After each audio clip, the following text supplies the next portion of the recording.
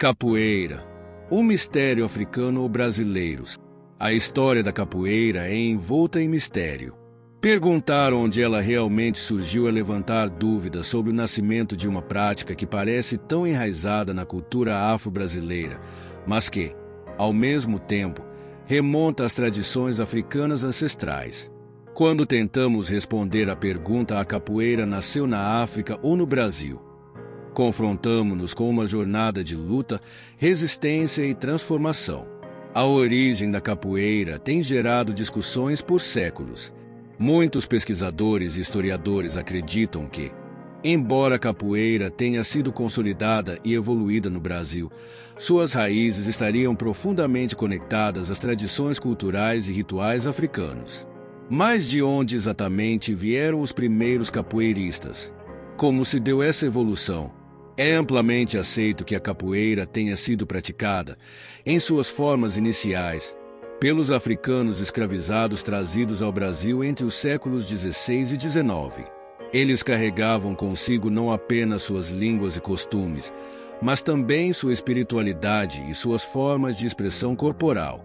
Segundo o pesquisador Carlos Eugênio Líbano Soares, em seu livro A Negregada Instituição, Os Capoeiras na Corte Imperial, de 1850 a 1890, ele argumenta: a capoeira é uma prática de resistência negra, um exercício de libertação que transpõe o corpo físico e se conecta ao espiritual.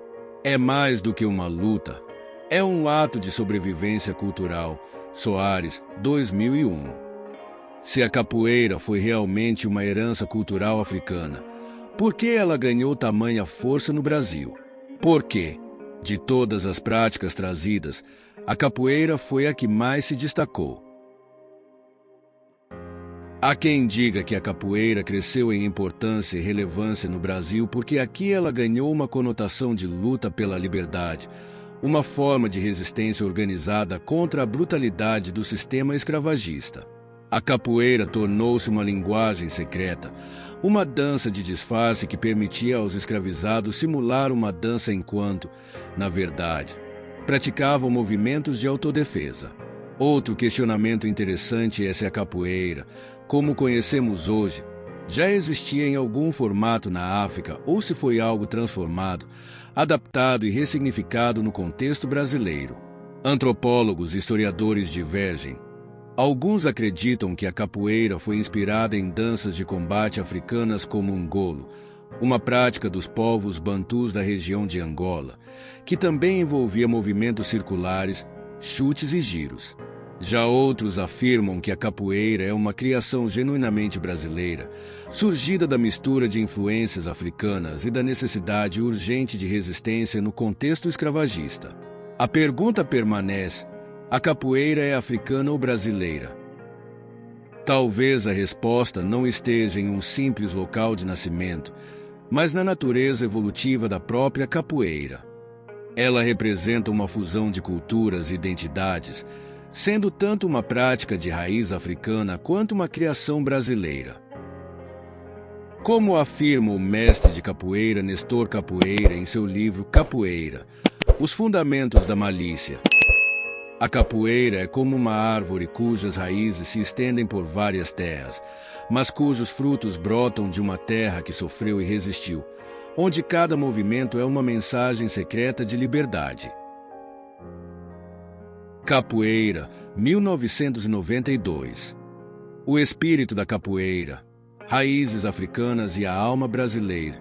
Dando continuidade a essa investigação, é essencial refletir sobre o que a capoeira realmente representa para a história cultural do Brasil e da África.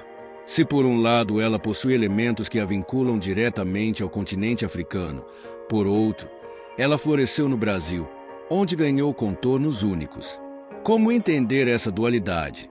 A resposta talvez resida na própria essência da capoeira, um diálogo entre culturas, tempos e espaços.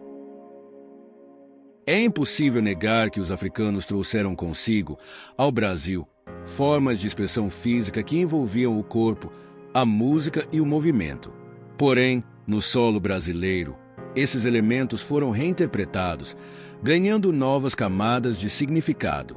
Como resultado, A capoeira tornou-se uma prática híbrida, refletindo tanto as tradições africanas quanto a realidade brasileira. No entanto, a capoeira foi reprimida e criminalizada no Brasil por muitos anos. As elites coloniais a viam como uma ameaça à ordem pública, temendo que ela incentivasse a rebeldia entre os escravizados. No fim do século XIX, após a abolição da escravidão, a capoeira passou a ser vista com desconfiança, sendo associada a gangues e a práticas de vadiagem. Durante décadas, a capoeira teve que ser praticada em segredo, mantendo viva a resistência dos capoeiristas. Em seu livro Capoeira, Escravidão e Liberdade, uma história social da capoeira no Rio de Janeiro e na Bahia, Matias Horrig Assunção comenta: a capoeira foi forjada na tensão entre opressão e liberdade. Ela representa um símbolo de resistência que, paradoxalmente, sobreviveu em um ambiente de repressão. Assunção, 2005. Ainda assim, a capoeira sobreviveu e evoluiu.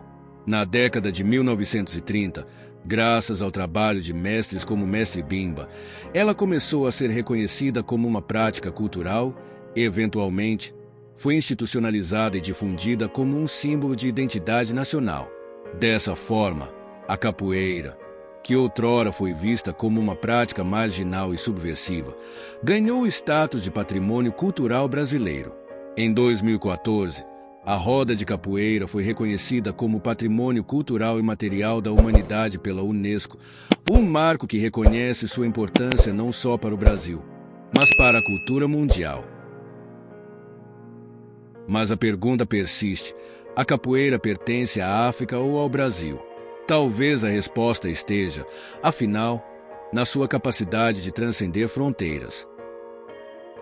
A capoeira representa a força da diáspora africana, a resistência dos povos oprimidos e a beleza da fusão cultural.